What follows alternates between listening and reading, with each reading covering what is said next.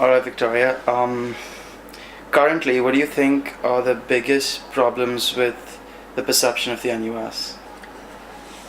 I think you could summarise it as saying it's out of touch generally, and that's includes in a variety of ways. So firstly, they're out of touch politically.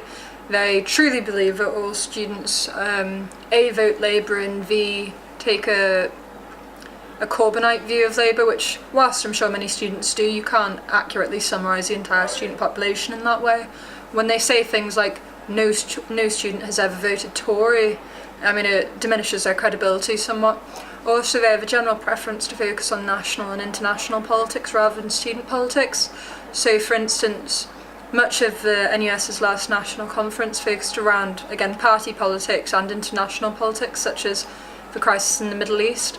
And whilst these are important, these are done at the expense of talking about issues such as trying to encourage university changes to the personal extenuating circumstances form, or to encourage universities to adopt a more welfare-based approach to drugs and accommodation, for instance with the Students for Sensible Drugs policy actions.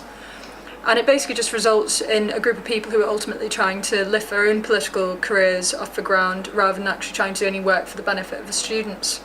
I mean, the NUS is led by its national officers who are elected, but typically tend to be sabbatical officers in their own students' union for a year or two, then probably a member of the National Executive Committee, and then going on to be the VP or the Vice President of whichever, higher education, further education, so on and so forth.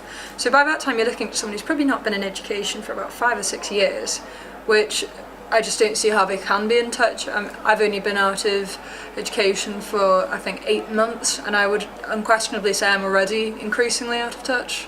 So I don't see how, and I don't think many other people see how they can say they still truly represent the students when most of them weren't even in the £9,000 fee-paying years. Why do you, okay, so do you think that the university itself would benefit greatly from not being a part of the NUS? I don't think the university in itself would have any impact. I think the Students' Union may experience the benefit because obviously they're separate bodies.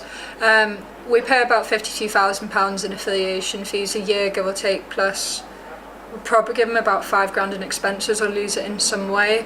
A lot of people say that as we get a block grant from the university, that the university could argue to diminish this. This won't happen, in my personal opinion, not having consulted with anyone else in the union on it. But the union or the university would understand, I think, that it's a decision that we have the right to make as students through a referendum. There are disadvantages to leaving unquestionably, such as the NUS's buying consortium is relatively strong and leads us to make cheaper purchases on the bar.